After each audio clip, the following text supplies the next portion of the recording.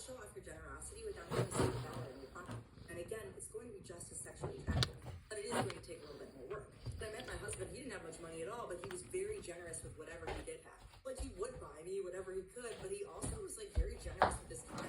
He would pick me up and drive me places. He was generous in fixing my computer for me for free. There are so many ways to be generous outside of money.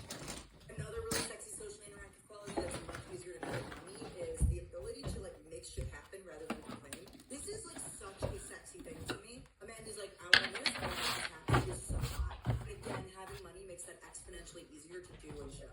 Again, it's not actually about the money. It can totally be done without the money, too. My husband will be like, oh, you want to watch this show? I will find it on the internet and make that shit happen. He's like, oh, I want to learn how to change the oil on my car. And so he just looked it up and figured out how to make it happen. He said, I wanted to go on vacation. He started looking things up, found a $350 cruise to the Bahamas. Jumped in with two friends to make it cheaper, and then the two men drove us to the night to get there. And every second of it was exactly as hot as it sounds. Being able to throw money around and make shit happen is a lot easier. But again, it's the making shit happen that's hot, not the having money that's hot. Well, that clears things up. Love you. What would happen if you didn't feel it? What would happen if you just let them hate you? What would happen if you just let everything around you fall apart and just focus on yourself? What would happen? Think Nope.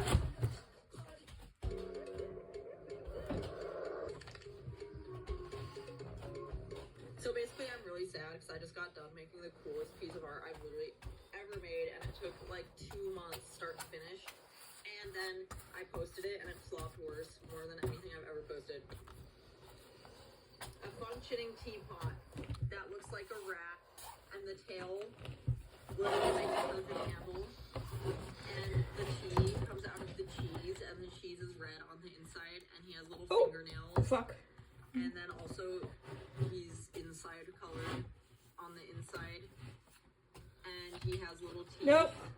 And the lid is a top hat. Mm. The lid is a fucking top hat.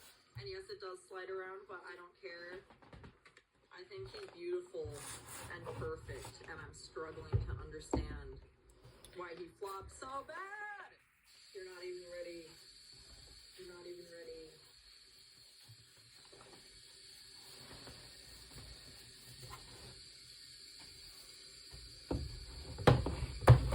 I can't even feel. Come on! Come on! Come on! Like this. So. Also, we kind of look alike. That's my son. Like, no, thank you so much. Perfect. This is exactly what I needed. Yes, I would like your 1-bedroom apartment. Okay. You have to make 10 times rent. Oh! Buddy, if I made 10 times the rent, I wouldn't be getting your 1-bedroom, right? Oh! I'd be shaking ass in a penthouse in Miami. That's what I'd be doing. That's what I'd be fucking doing. Shit. Oh my god, are you fucking fried in the skull? Are we fried in the skull? And then I need help. You know what I mean? Here's our virtual assistant. I want to talk to your wire back. I don't. Oh my god. Oh my god. My parents were like, one day you're gonna understand what it's like to be an adult. If this is what it's like, shoot me in the. Oh. Yep, you can live here if you can't afford to be here. So what's the point then? Whoa! Wow! What's the point then? My boyfriend doesn't want to marry me because I'm an immigrant. racist. I already hate him. I, 29 female, moved to the U.S. 7 years ago as a grad school student from Indonesia. I met my boyfriend, 30 male, a few months after I moved, and we've been together ever since. My boyfriend is a U.S. citizen. After I graduated, we had a serious discussion about where our relationship was headed. I made it very clear that I wanted to eventually get married and have children. My boyfriend echoed the sentiments. I remember asking him if he saw that happening with me because I didn't want to be in a relationship with no future. He told me he loved me and that we're definitely heading in that direction. Okay, all seems good, all seems well. As of last week, we've been dating for 7 years. That's a long. No ring. Shut up. We've occasionally originally talked about marriage, but we were both busy with our respective careers, so the timing didn't seem quite right. However, recently my company announced that there's a chance that my department's work will be outsourced. I'm on an H-1B visa, temporary worker, so this means I need to start looking for a job ASAP if I want to continue staying in the US or, get married. I mean, yes, get a job for sure, but also, this problem could be solved if your boyfriend married you like he promised. Last week, during our anniversary, I brought this up. I asked him if he thought it was the right time to think about getting married, as it would also help with sorting out my visa issues. He looked like he was about to vomit. Oh my god. What was he doing all this time? Oh my lord. You too. After much Get down. prodding, he confessed that he wasn't planning on us getting married before I was able to get a green card, permanent resident in the US. Why does that need to come before? Does he not want you to stay in the US? Bestie, what's going on? I was incredibly confused because he never mentioned this before. His reason was he didn't want to be used as a visa mule. I mean, listen, you've kind of been together for 7 years, and you've talked about getting married. What is this guy's problem? If you were using him as a visa mule, I feel like that probably would have happened in the first couple of years or less. And if you weren't getting the visa through him, you probably would have left him for another sucker. Hypothetically, if that's what you wanted. So visa mule was his words, not mine. And that he wanted to make sure that I married him because I loved him, not because it was a ticket to stay in the US, which can only happen when I get a green card. It took me a while to process what he said, and I asked him if he'd be okay to move to Indonesia with me, which he wasn't. Oh, brother, this guy stinks! I didn't react well, and I ended up leaving because I couldn't deal with what just happened. I mean, yeah. I really feel like all of this should have been talked about before. You wasted 7 years of your life on this person. I'm sorry, visa mule label or not, if you love this person and you want to spend the rest of your life with them, you've already spent a large chunk of your life with them. Why don't you just marry them and then all of the rush and the problems related to staying in the US will go away? Girls have cooties. I think it's an excuse. I don't know. This is stupid. If he really loved you, he would just, of course, I want to be with you. And if this is the one thing that will help you stay with me so that we can have a life together. That should be your only response. There's not too loud. I started dating him because he was the kindest, most thoughtful, and generous man I'd met. I now It feel like I've doesn't wasted exist. 7 years. While the visa issues are certainly a problem, I did not date him with the intention of making him my safety net. I can't believe that even after nearly a decade together, he doesn't know what kind of person I am. I feel like this relationship is possibly over, and it hurts. Oh, girl.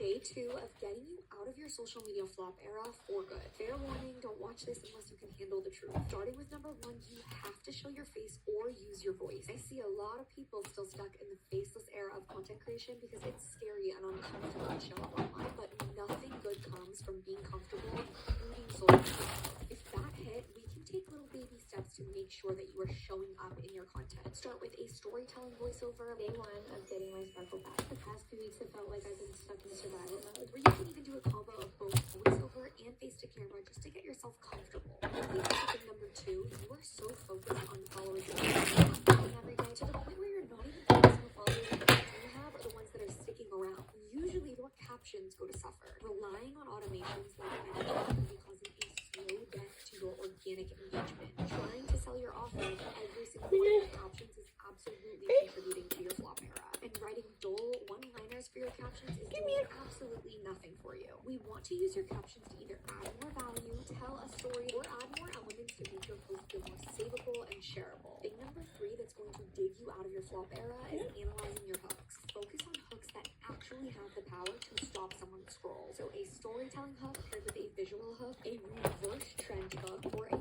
pattern disrupt hook. Your flop era hates to see me coming because this is going to time no work. I will use comments to get as many people as I can on you and followers. You can pick up goals. On a pita bread with some hummus and tahini and eat that to the face. You feel me? Mind your fucking business. Nobody asked you anything.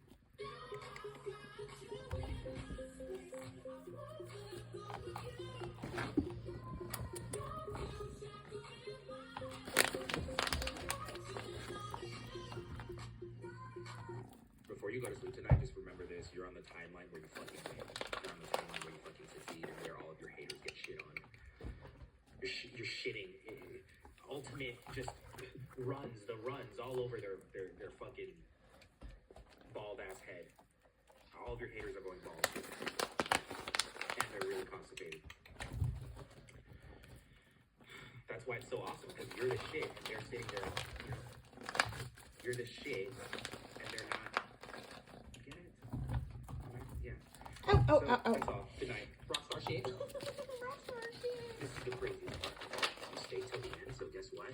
You get a free fortune cookie reading. Oh my god. This better not be like an advice cookie, because you know how sometimes you think it's going to tell you your fortune, but it just gives you like life advice or some shit. And that shit is so annoying to me, so I just hope it's like, you know. See, what are you getting? This is yours, okay? It's not mine. It's yours. Okay. Here we go. You will discover the importance of a smile. Oh my god.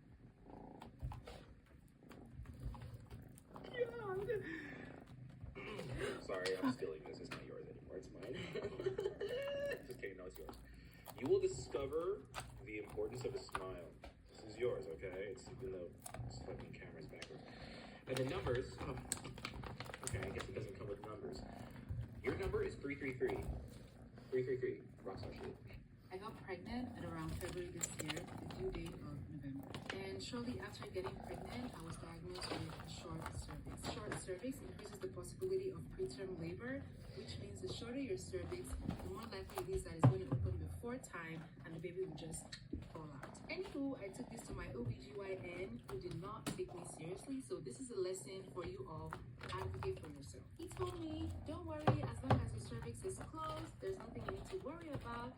Take your walks, enjoy yourself. You can even travel up until like 32 weeks. Naturally, I'm very, very active, so I was just doing my thing. You know, I traveled a couple times here and there. I was taking my long walks, enjoying myself, until one day, I went to the washroom to wipe my butt and I saw my blood, and I had a gut feeling inside that said, go to hospital. Do not ignore those gut feelings that you have. They're very important and they don't lie. I was about 22 weeks when this happened. I went to the hospital with my husband and they said, girl, you are not going anywhere. Your cervix is already dilated. This baby is about to pop out. We're going to do you a rescue stitch, a cerclage. A cerclage is pretty much something that you can do to hold the baby inside. Mind you, when I got diagnosed with a short cervix, I went to my OBGYN and I told him, my husband and I told him, we said, look, you know what?